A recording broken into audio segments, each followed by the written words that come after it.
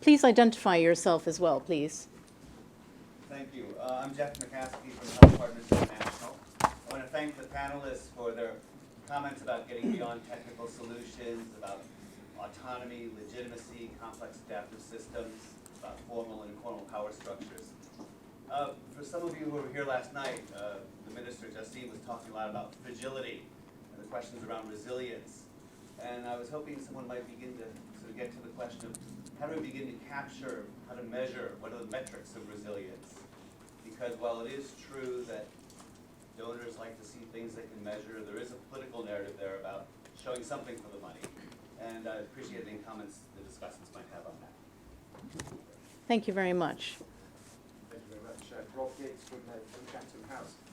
It is very important to look forward, but I think we do also have to look at the mistakes that we've collectively made in the region. And also that we haven't really talked about the way that these health systems have been financed in West Africa, and particularly the role of the likes of the World Bank 20, 30 years ago, basically forcing these countries to reduce their public spending and push the financing burden onto households.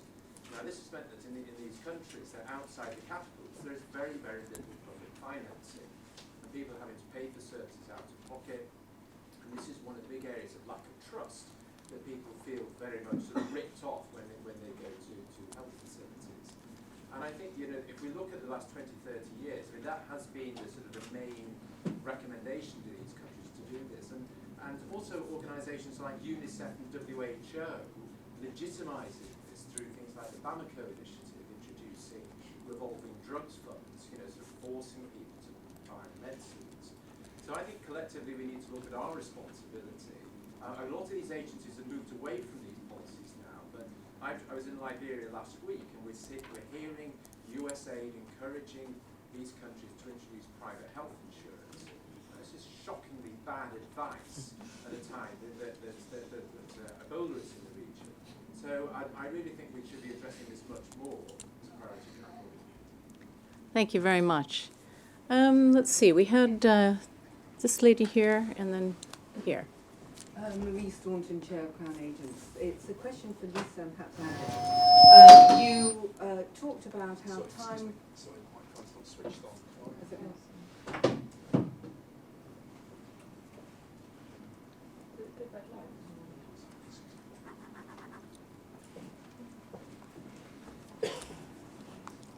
Here we... Okay.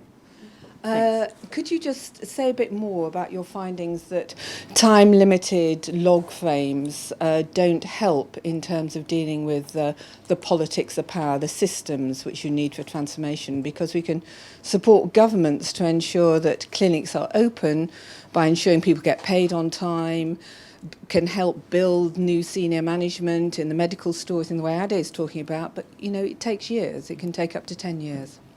Thank you. Thank you. And here, and then we'll refer back to our panel. Thank you. My name is Hussein Mursal, and I work for Save the Children. Thank you very much today. Talking about simple solutions versus technological solutions, as well as capacity building and lessons learned, lesson implement. So my question would be, when we're talking about smart capacity building, how far are we going to the extent where we have transferred the skills and the knowledge, or how to retain that? For example, now we have trained about thousands of community workers who now do safe burials, who mobilize, you know, to get Ebola. So what will happen next in 3-4 years probably? How can we keep and retain this source of knowledge so that we will be able better prepared next time a similar response is needed due to an outbreak? Thank you. Thanks very much. Right, let me go back to our panel. I don't know, Lisa, if you'd want to take some notes, yeah? Start. Yeah, we've got questions about the metrics of resilience, looking really at taking responsibility really for some of the policies internationally. The question from Marie about time-limited log frames, and Ade can chime in on that one, and then from Hussein about how we can keep and retain the capacity that we do build. I mean, I'd just pick up on Rob's point first. I mean, I think you're absolutely right. I mean, I think this goes back to, as you say, the sort of austerity measures that were imposed in Sierra Leone. That was a massive problem in the late 80s, early 90s. You saw a huge reduction in government-provided services. Some people argue it was one of the things that, led to the grievances that underscored the civil war. At the end of the war, you then had a combination of government incentives and donor interests that led to a lot of sectors like security and private sector development being prioritized perhaps over some of the more developmental sectors. Again, it's very easy to sit here and say with hindsight that they might have been the wrong things to invest in. We don't know that counterfactual, right? Obviously, investing in security was also very important. And I think now there's a big question around the taxation base in Sierra Leone and whether you've got all these mining companies who are there and who have negotiated some low tax rates. There's an argument that people make that you need to be able to attract investors with those kinds of concessions, but I think there's a better argument to be made that means you're losing out on important revenues. So yeah, I can only agree with what you say, and I think that it does mean that we need to reflect more deeply on the things that we have promoted over time and how we're partly responsible for that. On the time-limited log frames, my sense is that we essentially hide all these political difficult issues in the assumptions column and the risk matrix of our log frames, right? And then we just don't think about them anymore. We say, oh, they're in the log frame, and we can't do anything about them, so, And of course, we know that's not true. And this is it. I think a lot of people know a lot of what's in this report, right? It doesn't come as a massive surprise to people. And yet the system hasn't been able to change, to address that. So, I think you can obviously work better and worse with log frames. Increasingly, people are also talking about getting rid of log frames and recognizing that kind of linear, projectized way of working is not how the world works. And I think that's something that could be explored more. I'm explicitly skipping the metrics of resilience question. I'm afraid I don't know that I have any good answers. I was thinking that obviously it's about those big outcomes, better health outcomes rather than outputs, but that's not a particularly innovative answer. I'm not sure that it gets us very far. I'll let others take. Okay, thanks. Ade, do you want to add anything? I just pick up a couple of things. You talk about the metrics of resilience. Just yesterday, I was in exchange of emails with NORAD, the Norwegian aid agency, because I'd been looking for people to sponsor various things in Sierra Leone, and they listed about 12 African countries where they were working. That they said there was a lot of need, and we're talking about hundreds of millions of pounds. And Sierra Leone was missing from that. And when I looked at their report, which came out in May, where they looked at, I think it was Jeff who mentioned about showing something for the money. And what they had said was that in countries where they have not been able to get data from the various governments or the agencies or the organizations they were working with, they were going to withdraw their programs, and they had done. And they named Sierra Leone. In fact, I sent it round to people who are on an email thing that I send out every day. It actually named Sierra Leone as one country where they had not been able to get data. And so I think one of the things that has arisen from Ebola is that reports such as this and others are actually arming those on the ground with the means to be able to capture this. Because if anybody wants to come in and they're serious about coming in, they need the data. And just to quickly mention, one of the figures that's kind of been missing and hasn't probably been mentioned strongly enough here is that there were 27,000 cases as of yesterday plus in the 3 countries and close to 12,000 deaths from Ebola. And so, because I heard, a figure of 6,000 mentioned earlier, it's actually double that, or close to double that have died. And so it's about capturing these things and in a meaningful way and in a coordinated way. And it's not happened yet, but I think with all the reports and all the resources that are being thrown at it, I think it's inevitable that it must happen. Transfer of skills. Well, I sort of briefly touched on that in that what we've got is that we have trained thousands of people to actually become, they love the word sensitize in Sierra Leone, to go out into the community and talk to people, essentially. But what happens when, God willing, that, Ebola is defeated? What happens to those people? They're all volunteers. Most of them are volunteers. How do you retain that number of volunteers? And one of the ways you can do it is to actually teach this stuff in schools. and actually get people learning it from the earliest stage, that this is something that they need to be aware of, they need to be doing, not just when there's a crisis, but just something that they do in everyday life. Because one of the reasons why it has spread in Sierra Leone, Guinea, Liberia is because of certain basic things that people weren't doing. Now, if you inculcate those and you include them in the education curriculum, you know, people like myself keep talking about the golden days when we were in school in Sierra Leone in the 60s and the sorts of lessons that we learned. And those, I go back to all the schools I went to in Sierra Leone. I go back there now, and I know those things are not being taught now. And really, it might sound simplistic, but actually, you could actually start there. And I don't get the sense yet that government is willing to do that, because that way you get people who would willingly volunteer, but also that they'll be aware of what is needed to address some of these things. Thank you. Mark, you wanted to speak briefly, and then I'm going to give Theodora and Mohammed a chance on the next round, because I want to make sure we have more questions. Maybe just, I also have nothing further to add in terms of, sort of the metrics of resilience, except that old, that old proverb, it came from a U.S. Supreme Court judge that, what's pornography? Well, I can't define it, but I'll know it when I see it. And I think with resilience, you'll know it when it's not there rather than when you see it. So that's a glib non-answer. Sorry. I think the issue of what has been the role of some of the major, institutions, the global institutions like the World Bank, is really, really crucial to getting at this issue of why we seem to repeat some of the problems that we seem to continually find ourselves faced with. And I think on that issue, you can find already 20 years of critical reflection on this, and yet the aid system itself seems to be the people that went to the same school as those people writing the reflection, but then decided they didn't want to do that or think about it anymore, and just start implementing programs that don't integrate in some ways that reflection. And I think that comes back to what's driving the system and what are its purposes. What is it fit to do?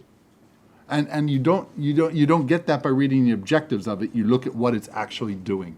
And what it's actually doing in a lot of instances is, I think, as you're implying, it's serving other interests. Again, it's supply driven, not demand driven.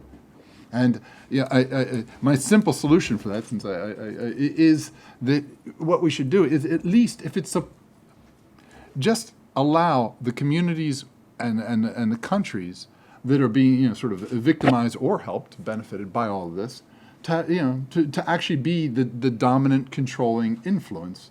And then if it happens, well, fine, they brought it on themselves, but right now what we have is this engineered from outside system where there's no control, no accountability, and nothing like that. So essentially what you have isn't just an issue of power dynamics being sort of moving through our aid system. You also have the lack of accountability there for that. There's no way for people on the ground to influence that through their ballots, through their elections, anything. And that I think is the issue that I would emphasize.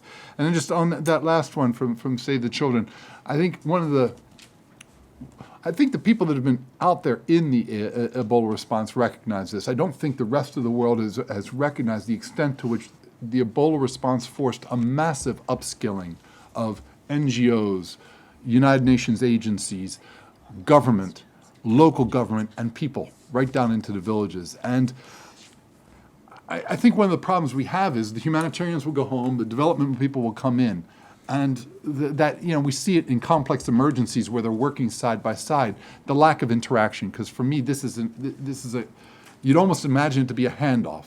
Like, now that you emergency guys are finished putting out the fire, how is it that you make an effective handoff to what is in some organizations the other side of the building and Save the Children? How do you get those people to walk down the hallway and hand over that task that you talk about? Because asking the humanitarians to do it, you've got the wrong skill set on it. And I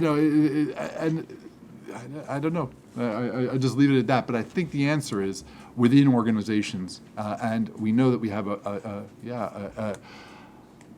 a bifurcated humanitarian development gap architecture, whatever you want to call it, in the system that doesn't foster that kind of interaction.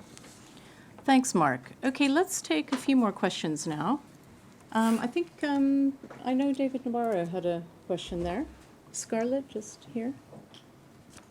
Thanks very much indeed. My name is David Nabarro, and I suppose you could say to the panel that I'm the kind of person that I think you're trying to influence with this work, because I work as the Secretary General's Special Envoy on Ebola, so for the United Nations system, I have overarching responsibility and accountability for our work, and I've had that for about the last 9 months. And first of all, to Theodora, thank you so much for what you did with getting the women of Sierra Leone to engage with UNMIA. The work you did with Tony Banbury was fantastically appreciated. And also to Fofana, who worked in the office of President Koroma till recently. It's just absolutely great the way in which she and the others got involved. And to Mohamed Jallo, thank you for your work on nutrition in the 1,000 days and other things that you do. And also to Adi Darame, your work, particularly on cancer, totally appreciated. You know, the way in which you look at things so often depends on where you've come from and where you're going to. And the one thing that I've seen in this response is that many of the issues that the panelists have identified and characterized as kind of overarching everything, many of these issues certainly are relevant to parts of the response. But I would hope that not everybody will go away from this morning thinking that this is the whole story. And I wish I could show you a presentation I gave yesterday to parliamentarians here, the actual evolution of the response, what the outbreak looked like when people like myself were brought in at the end of July and beginning of August, and what the outbreak looks like now, and what the response looked like then, and what it looks like now. Because the thing that everybody who's analysing what's happened needs to do is to remember what it felt like at the time, rather than always to look back and say, well, of course, now we see what happened, we realise what you should have done. Because what really matters is the way in which decisions are made at the time. So let's look back, first of all, to August, September last year, the time that Theodora was describing. It was extraordinary, just seeing that level of despair and death everywhere, but particularly in Kailahun and Kenema, going to Connaught Hospital and seeing just how tricky it was for the health workers, seeing all the notices around the wards, remembering the many health workers who died, hearing about Dr. Willoughby, one of the greatest doctors in Sierra Leone, who did his best for patients and then himself caught Ebola. And at the beginning, honestly, the three things that really mattered were helping people to understand that unsafe burials did actually lead to huge numbers of infections. Secondly, helping people to understand that getting early treatment did increase your chance of survival. And thirdly, actually making sure that bodies didn't have to stick around for 5 days before they were buried, which is what we were seeing then. So it was a technocratic solution, but that was because it was so absolutely terrible at the beginning. And it could easily have become a disease that affected 1 million people. It has that potential. And then, once the curve started to bend, it was slower in Sierra Leone because the western area was difficult and still is.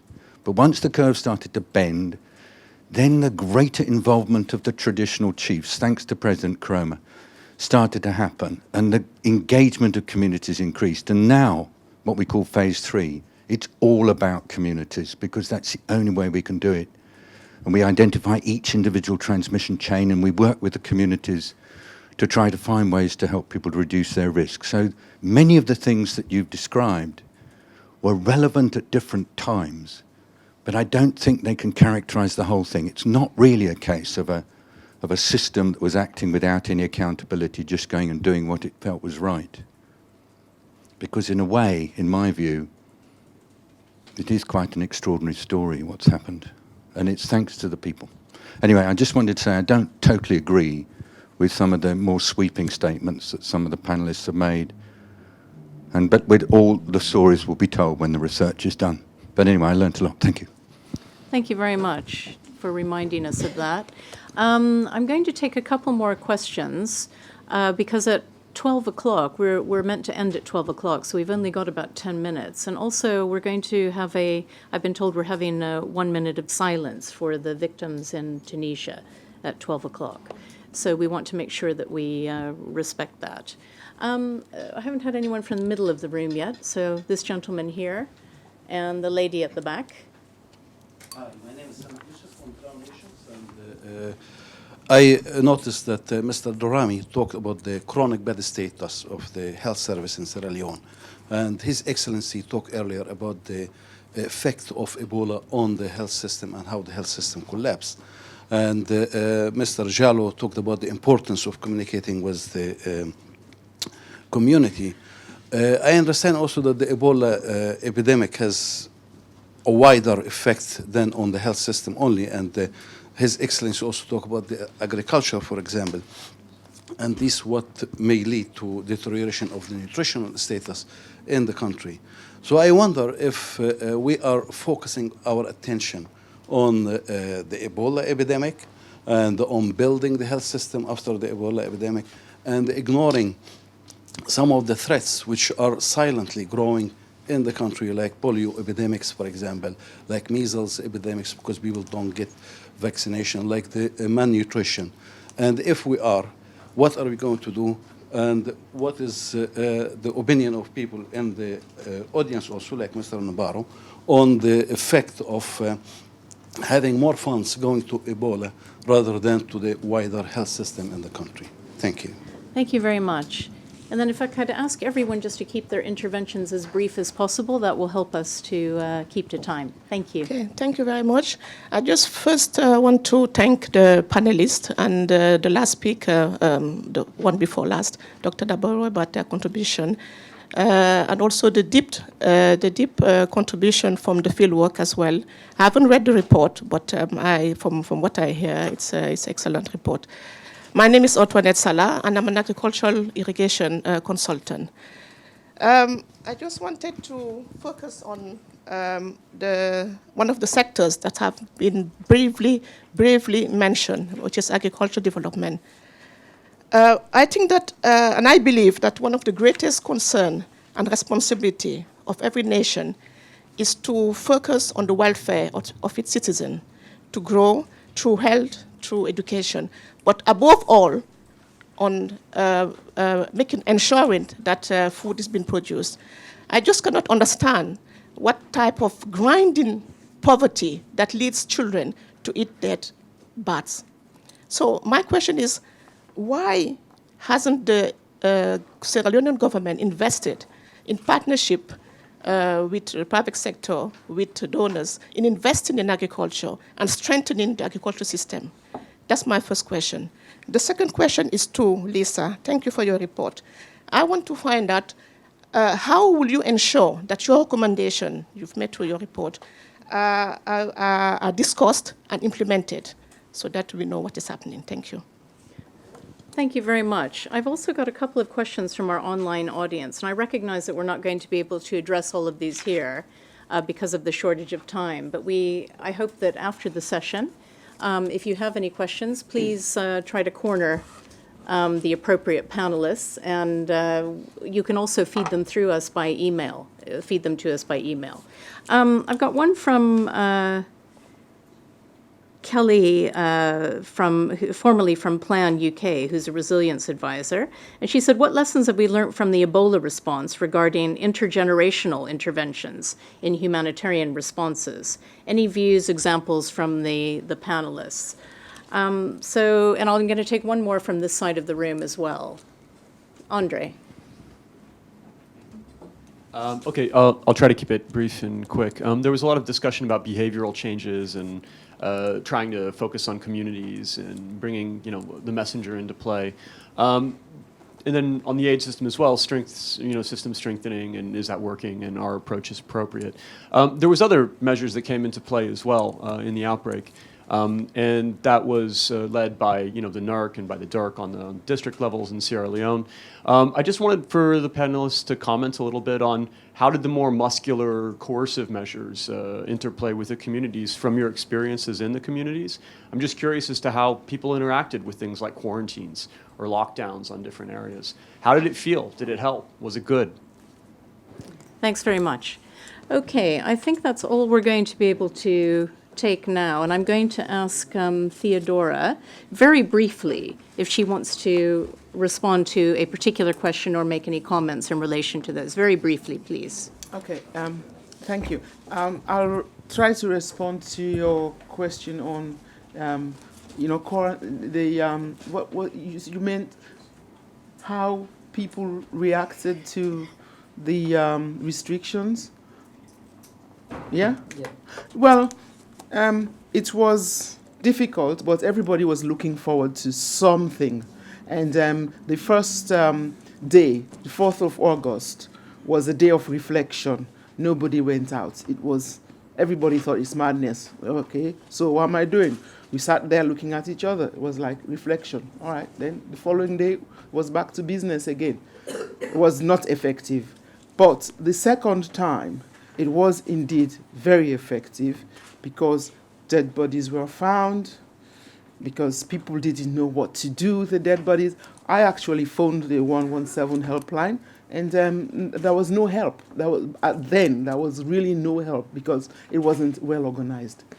And by the time we had the second one, it was more effective. However, it wasn't easy, because to ask people not to go out for 24 hours is a big challenge in Sierra Leone, in a country like Sierra Leone, because people live on a daily basis, from what they would make every day. So without going out or going to other places, it was really difficult. So what I identified was getting food supplies, basic supplies, food and water was a problem.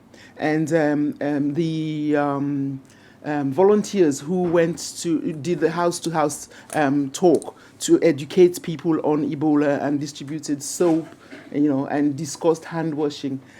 When the 4 who got to my house around 2 o'clock, under the hot burning sun, tropical sun, they were thirsty, they were hungry.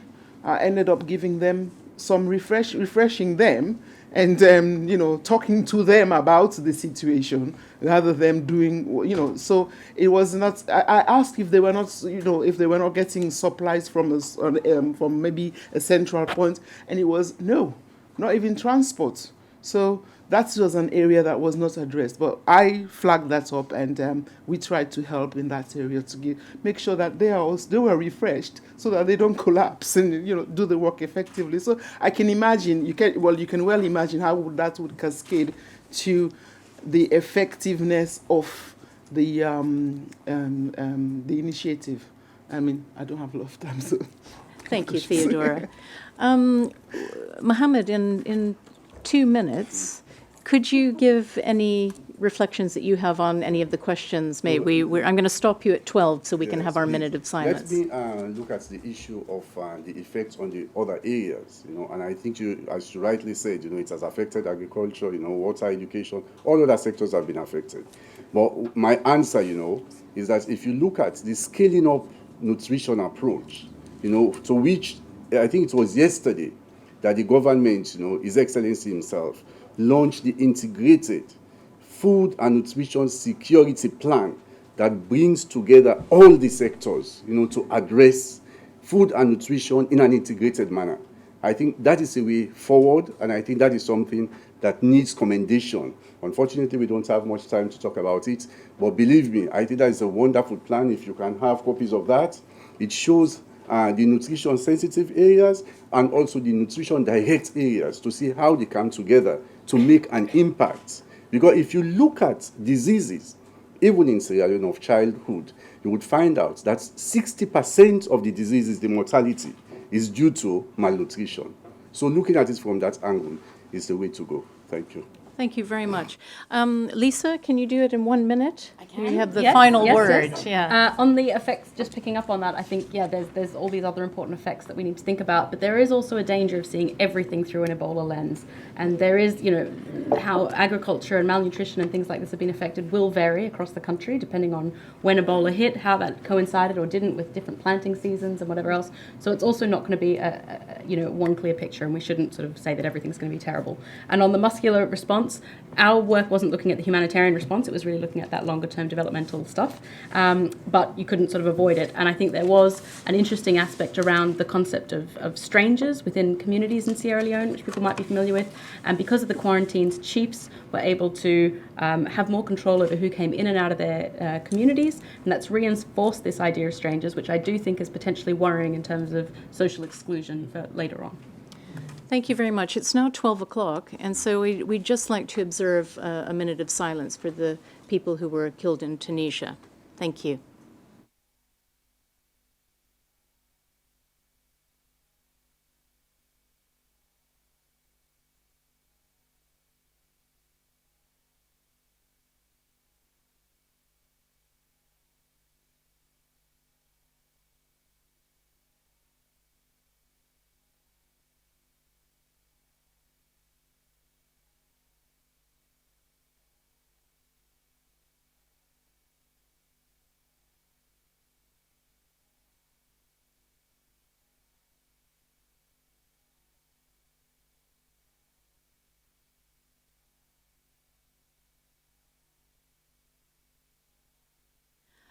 I think that's all we have time for today, but I'd like to thank you all for coming, and to all of our panelists for the really interesting presentations and discussion.